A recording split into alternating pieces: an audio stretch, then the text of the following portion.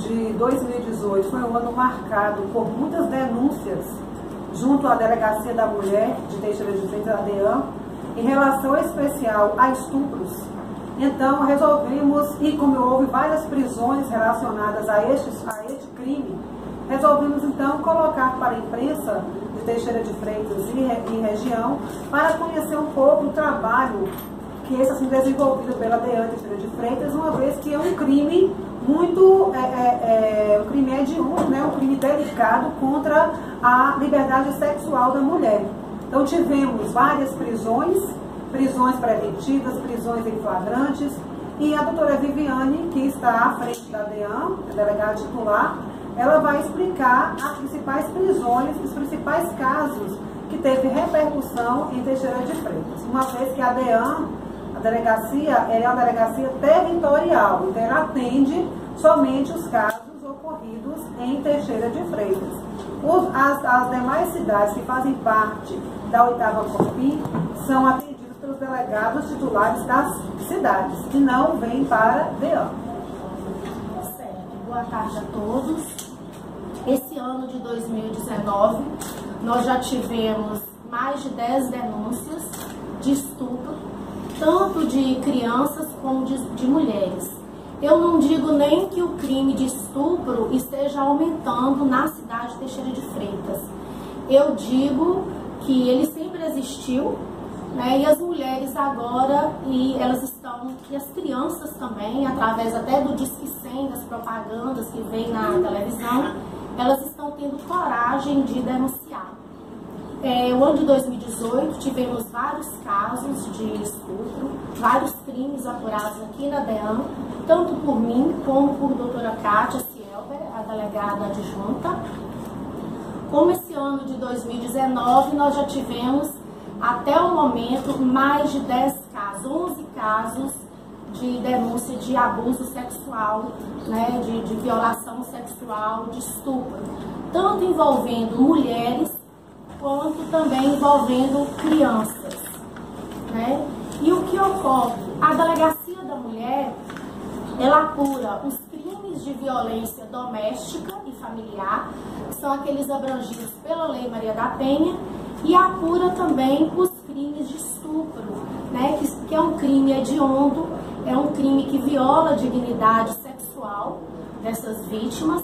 Então, por serem crimes também de apuração delicada, a DEAM abarca essa apuração. Esse ano, nós tivemos a prisão do pastor e também psicólogo, o nacional George Hilton Brito Pereira, de 49 anos.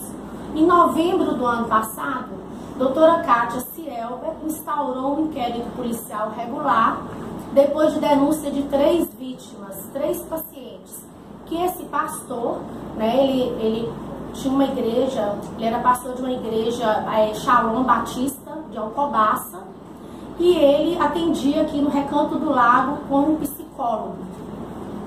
E ele abusou sexualmente de 3 pacientes. Ele só não abusou de mais pacientes, né, mais velhas, porque elas tinham uma certa maturidade, e quando as sessões ele começava a tocar no assunto sexual, essas pacientes desistiam das sessões. As mais jovens caíam, né, na fraude desse pastor. Por quê? Ele fazia com que essas vítimas jovens que não tinham experiência sexual acreditassem que aqueles traumas sexuais, né, que deveriam ser tratados ali emocionalmente por ele, para que esse trauma se cessasse, elas tinham que deixar que ele tocasse nas partes íntimas dela e até mesmo tivesse relação sexual com elas. E elas só acreditaram, né, que se convenceram que realmente estavam sendo vítimas de um crime sexual quando ele começou nas sessões falar de uma paciente para outra. Aí elas caíram em si e falaram para algumas pessoas o que estavam vivendo e foram encorajadas a denunciar. Depois dessa denúncia, mais uma vítima compareceu aqui na Delegacia da Mulher e acreditamos que tenham mais vítimas, inclusive possa ter mais vítimas desse psicólogo em Alcobaça, porque ele está há 36 anos nessa região, né? E lá ele era pastor. E de uma igreja confiável, respeitada, que é a Igreja Batista, não é verdade? E muitos pais só deixavam com que essas vítimas fossem atendidas por ele nas sessões de terapia, por ele ser pastor, né? Acreditando na boa fé dele, como também ele ministrava cursos nessa igreja. Então, ele foi preso no dia 16 de janeiro do presente ano, no mesmo dia que o mandado de prisão preventiva foi expedido, ele foi preso. Assim também como foi preso o nacional Romário de Jesus Soares por ter estuprado e engravidado a enteada do mesmo no ano de 2012. Então a prisão foi representada há mais tempo, mas veio o doutor Antônio, ele expediu o mandado, nesse mesmo dia 16, o mandado foi cumprido. Temos também várias investigações em curso, né? Queremos dizer que a DEAN está trabalhando com afinco, não só nos casos de violência doméstica e familiar, mas também nesses casos para poder fazer justiça em relação ao que podemos fazer enquanto inquérito policial, investigação e representação por prisões, desses crimes contra a liberdade sexual das mulheres e crianças da nossa cidade. Hoje também a DEAN, liderada pelo investigador Rocha, que é o Rocha Júnior, que é o chefe de investigação da nossa delegacia, prendeu Tatiana Ferreira da Costa, ela em 2003, ela foi indiciada por torturar uma criança na fazenda Santa Clara, na área da Bahia Sul, no distrito de Teixeira de Freitas. Ela foi presa hoje. E Isaac Ribeiro Farias, que já está cumprindo prisão também no presídio aqui de Teixeira de Freitas, ele cumpre também por violência doméstica, saiu um mandado de prisão preventiva. Então a DEAN esse ano já cumpriu 4 mandados de prisão. Então é isso que temos para esclarecer para os senhores. Podemos fazer algumas perguntas? Sim. Doutora, eu queria saber em relação ao caso do psicólogo pastor ou pastor psicólogo, como é que a gente pode referir? As duas coisas, né? Há quanto tempo que ele atuava como psicólogo? Vocês têm essa informação? Há 1 ano e 4 meses. Aqui em Teixeira. E ele usava esse título dele como pastor para atrair as pacientes para o consultório? Olha, eu posso afirmar para você que esse título de pastor dava confiança para que os pais, ao invés de procurar outros profissionais na cidade, o procurassem, entendeu? Por ele ter um respeito dentro da igreja, por ele ministrar cursos, ser uma pessoa popular, ser uma pessoa confiável, isso que eu posso dizer para você. Essas vítimas eram todas de Alcobaça ou eram de Teixeira? Eram aqui também de Teixeira de Freitas. Agora eu quero dizer que as vítimas, as mulheres ou jovens que foram vítimas em Alcobaça, ou seja, o crime ocorreu em Alcobaça, como tem delegacia de polícia lá, essas vítimas devem procurar a delegacia de polícia de Alcobaça. Se elas foram abusadas sexualmente aqui em Teixeira de Freitas, em todo o território de Teixeira de Freitas, elas podem procurar a DEAN. Mas isso é interessante, porque quando se fala em pastor, existe uma confiança. Sim. Então, lá em Alcobaça, até essas pessoas terem jovens que identificam que foi um estupro, em que qual momento é caracterizado o estupro, depois a gente está lembrando, seja um abraço, seja um beijo, seja passar a mão em algumas partes. Passar a mão nas partes íntimas, passar a mão nos seios, forçar um beijo, forçar, é um crime sexual. Vale a pena procurar a delegacia. Agora, por que a delegacia de Alcobaça? Porque eu apuro os crimes, a minha equipe é para apurar os crimes que ocorrem no território de Teixeira de Freitas. Se Alcobaça tem uma delegacia de polícia, então o crime que ocorreu lá naquele território tem que ser apurado lá. Doutora Viviane, mediante as colocações da senhora, Então, os 3 crimes que supostamente ele está sendo acusado, os 4 crimes que ele está sendo acusado, que gerou o mandado de prisão, são de pessoas daqui de Teixeira de Freitas. Doutora, a gente sabe das alterações da lei do estupro, como a senhora acabou de colocar, sobre, às vezes, o tocar nos seios, tocar em qualquer parte íntima caracteriza estupro. Eu gostaria de saber se em algum desses casos que ele é acusado, houve conjunção carnal? Houve conjunção carnal.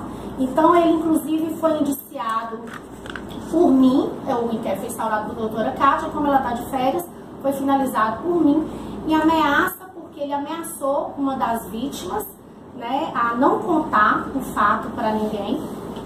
Quando ela se deu conta que tinha realmente aquilo ali não era um tratamento, ele inclusive falou para algumas testemunhas que aquilo ali fazia parte do método dele para curar traumas sexuais, né? E por estupro, porque ele embebedou uma das vítimas, introduziu os dedos na vagina dessa vítima, ela acordou assim. E o outro foi violação sexual mediante fraude, porque ele usava desse subterfúgio de um método para curar, para justamente deixar com que as vítimas não tivessem relação sexual com ele. Então, ameaça, estupro e violação sexual mediante fraude. O fato dele ter embebedado a vítima não caracteriza, nesse caso, o estupro de vulnerável, já visto que a vítima estupro de vulnerável é menor de 13 anos. Menor de 13 anos. Ela era maior de 13 anos. E por quanto tempo ele vinha abusando das vítimas? Olha, foi o ano de 2018. Os crimes ocorreram no ano de 2018. Então, por um bom tempo, não foi uma única vez. Possa ser que tenha ocorrido algumas pacientes que a gente ouviu também, né, que ele tentou introduzir essa conversa, mas por serem pessoas inexperientes, umas inclusive foram no ano 2017. Então, o que a gente aceitou também dessa coletiva é porque se há mais vítimas em Teixeira, que procurem a Delegacia da Mulher, os nomes são preservados, as identidades são preservadas, né? Ninguém aqui tem acesso ao inquérito, tá? Inclusive, o inquérito, quem vai ter acesso, já foi até para o Ministério Público, vai ser o promotor e o juiz. E hoje qual a situação dele? Ele permanece na delegacia ou já foi para o presídio? Ele já foi para o presídio, doutora Valéria, então ele permanece na delegacia, na carceragem da delegacia. Doutora, esse caso é um caso típico, o caso do João de Deus, do médico João de Deus? É porque eu usava da confiança também, né? Eu não posso te falar em detalhes do caso do João de Deus, porque eu não tive acesso ao inquérito. Então eu não sei se ele usava isso, esse subterfúgio, para falar que era um método de cura. Por isso que a violação sexual mediante fraude também em relação a esse suposto psicólogo, né? Porque ele usava dessa credibilidade dele, da profissão dele, para convencer a vítima, né, que o fato de tocar e de ter relação sexual com ela serviria para empoderá-la, para fazer com que ela se curasse de traumas sexuais antigos. Então, eu não posso te falar em relação ao caso de João de Deus, porque eu não tive acesso aos autos. Mas os métodos são parecidos. Eles usavam da boa fé, né, do nome, né, isso, do respeito social, não é verdade? Quantos anos ele pode pegar na prisão? Olha, o crime aqui de posse sexual mediante fraude, como de estupro, é reclusão de 2 a 6 anos. Mas ele pode pegar até mais, porque foram várias vítimas, né? Então o juiz é que vai fazer a dosimetria da pena. Mas nesse caso soma também os 3 crimes, né? Porque vai somar a fraude. Mas a dosimetria da pena, a dose da pena, porque o juiz é que vai olhar réu primário, bons antecedentes, né? Quantas vítimas, é o juiz é que vai fazer a dosimetria da pena. E ele está sendo acusado de 3 estupros, não é só de um, né, doutor? Um é estupro, o outro é violação sexual mediante fraude e ameaça, o outro também é violação sexual mediante fraude. Ô, doutora, nesses casos aí, por ele ser pastor, algumas das vítimas eram da igreja, ele chegou a ter acesso de repente, essa pessoa foi estuprada, né? Foi vítima de abuso. Ele procurou a vítima para que fosse tratada no consultório dele? Não, as vítimas, que eu posso te responder, que as vítimas é que procuravam ele para tratar com o psicólogo. E é lógico que, devido ao conceito social muito bom, de respeito que ele tinha dentro dessas igrejas, as famílias deixavam que as vítimas mulheres, as jovens, fossem atendidas por ele e não por uma psicóloga mulher. É o que eu posso te falar. Porque eu tenho que preservar né, a identidade das vítimas, eu não posso falar maiores detalhes em relação às vítimas. As quatro vítimas são todas na faixa etária de 19 e 20 anos, como foi anunciado anteriormente? 19 anos. 19 anos. Dá um balanço então em 2018, do de finalizar?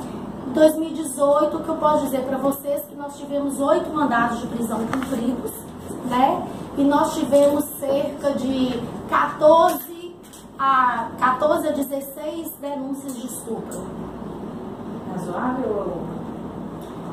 Eu diria razoável. Eu acho que tem até mais e que as vítimas não tiveram coragem de denunciar. E o que, enquanto mulher, enquanto delegada, poderia passar para os ouvintes, telespectadores, para elas terem essa coragem? Que denunciem, né? Que o corpo da gente é um templo sagrado. Só pode tocar no corpo da gente quem a gente deixar. Não é verdade? Então, que denunciem.